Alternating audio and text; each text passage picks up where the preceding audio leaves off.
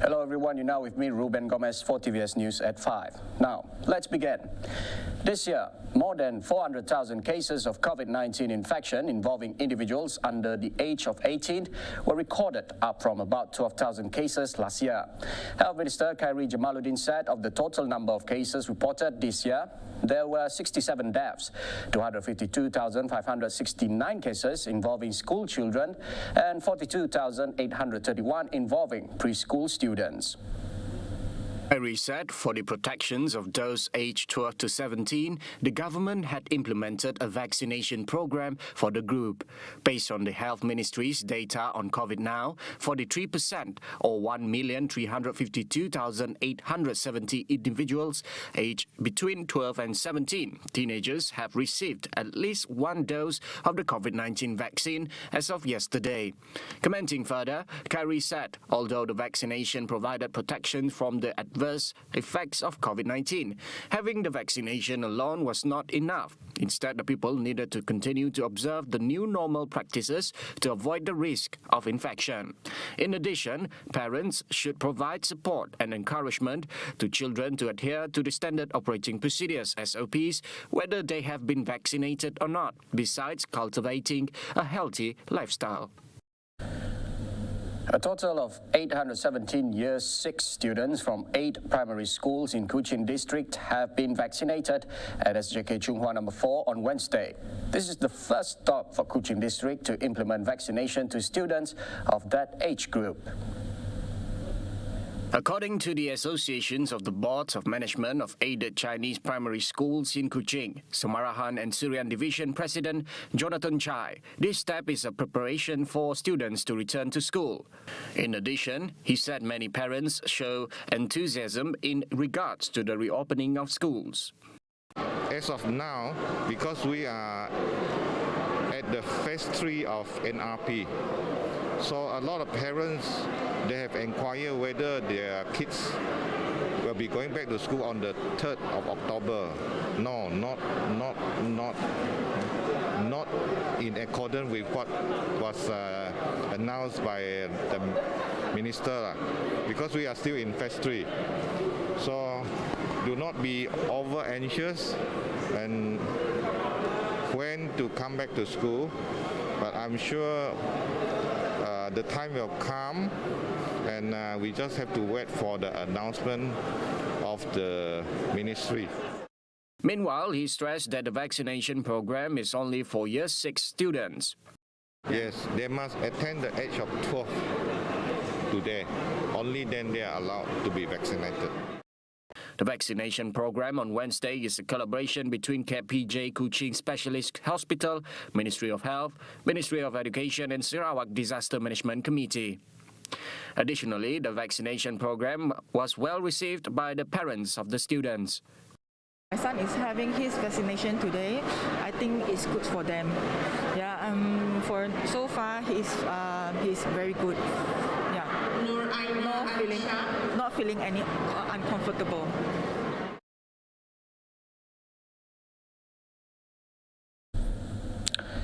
Pursuing tertiary education have become every hope and dream of both parents and students.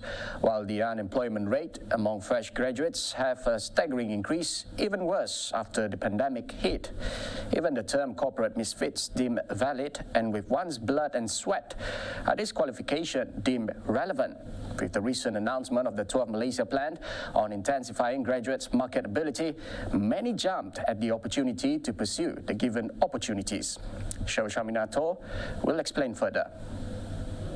Thank you, Studio. Now, since the COVID-19 pandemic hit the country, industries are pushed to be resilient, and this does not exclude fresh graduates who are in dilemma, who are in dire need of making their way into the working world. Now, according to a recent report, although the direct impact of COVID-19 is limited in Malaysia, however, the economic impact has been marked with substantial job losses, with recruitment falling, and is expected to continue continue to fall next year. Therefore, this is raising question among our graduates here. What are their thoughts on their future? Here's what they have to say.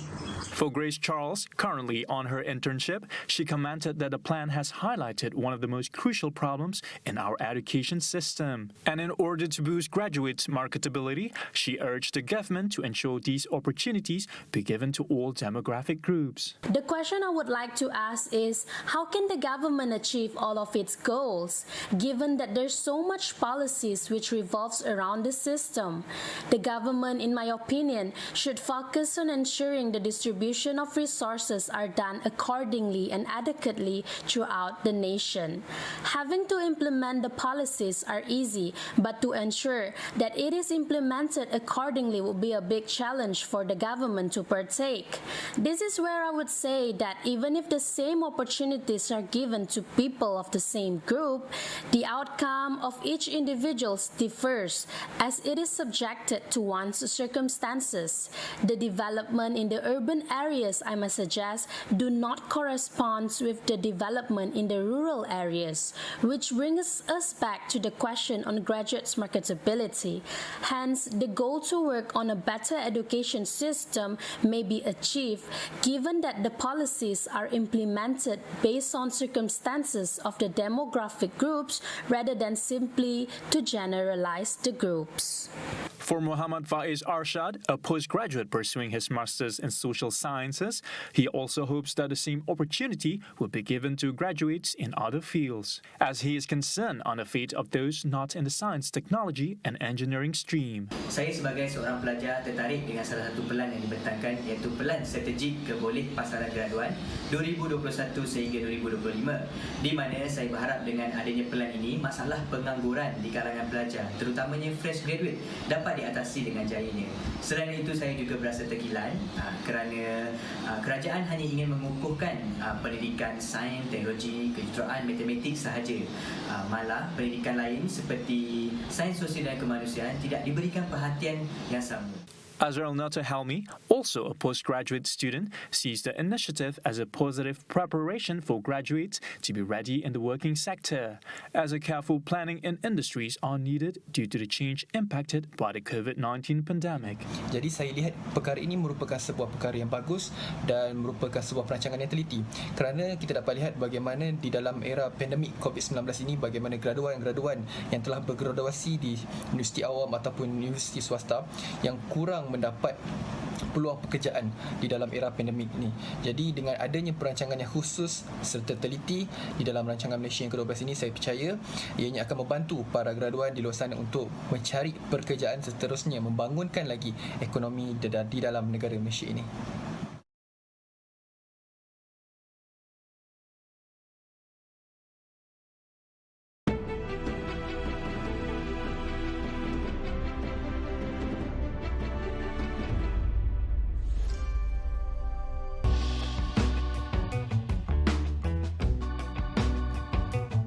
This reverse perspective 3D, I would say, is the first in Malaysia.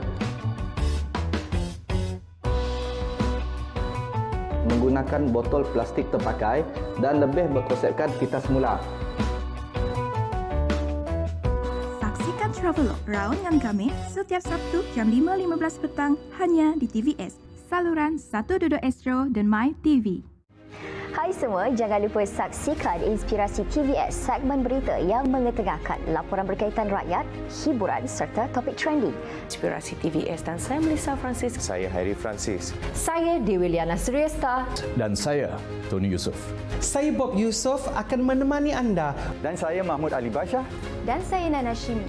Dan saya Andin Indrawani. Saya Karen Libau. Saya Azam Pit.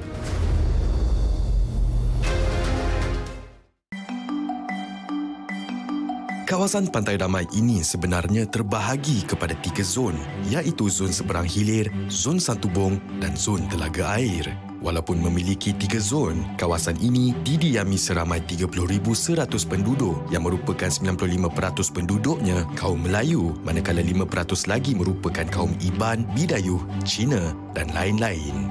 Setiap zon memiliki keistimewaannya yang tersendiri.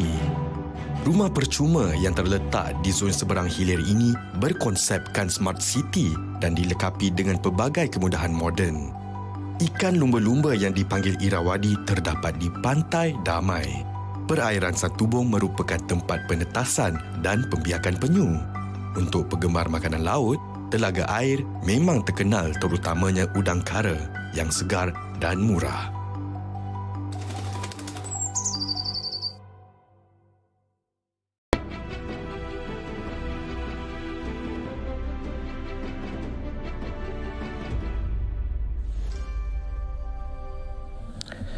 Welcome back. Basic knowledge on Undi 18 should be given to individuals of 18 years and above before the 12th state election is held.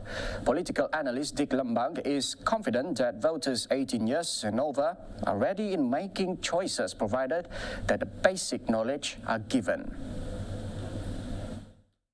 So, bila kita bercakap kepada kematangan undi 18 ini, saya rasa perkara yang perlu dititik beratkan adalah pendidikan terhadap mereka, dan sekiranya kita laksanakan sekarang, dan apa yang penting juga, kita perlu mendidik para pengundi yang akan mencecah 18 ini dari peringkat awal seperti yang pernah saya katakan dahulu, iaitu pada peringkat umur 16 tahun, 17 tahun. Mereka perlu diketengahkan dengan berkaitan dengan politik ini. Therefore, he said, the right for an 18-year-old to vote is a good decision taken for the future of the country.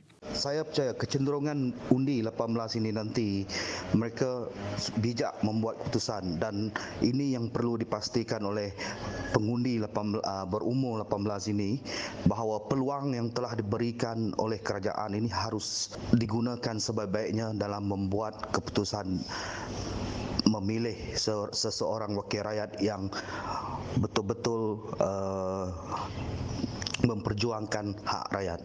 Dan saya percaya pengundi 18 ini memang akan boleh membuat keputusan yang baik untuk kelangsungan, untuk demi masa depan kita sesebuah negara. On Wednesday, the Election Commission EC confirmed that a total of 5.8 million voters aged 18 years and above have been registered, and they can automatically check their participations from today until October 31st. As of August 30th, the Science, Technology and Innovation Ministry, MOSTI, has spent 314 million ringgit of the 1 billion ringgit allocated to the National COVID-19 Immunization Program. Its Minister, Datuk Sri Dr. Adam Baba, said the costs included the rental and utilities for the vaccination centres PPV, cleaning and sanitation, disposable equipment and the welfare of the employees at the PPVs. Adam added that the funds were also utilized to strengthen the data integration network and system for the vaccination process, as well as attempts to increase vaccine registration rates in each parliamentary constituency. Adding further, MOSTI, the Ministry of Health and related agencies are also improving the contact tracing system, including data sources, to identify and analyze interactions and to determine the details of the risk of the spread of the virus. He explained that the 60 million ringgit allocated for national vaccine manufacturing research and development includes the productions of all sorts of vaccination for people and animals. Adam also mentioned that the government will develop a roadmap or strategic plan for the development of national vaccines, which will be announced on November 1st by the Prime Minister. Well, that's conclude the news at 5. Remember, 11:30 p.m. with me, Ruben Gomez.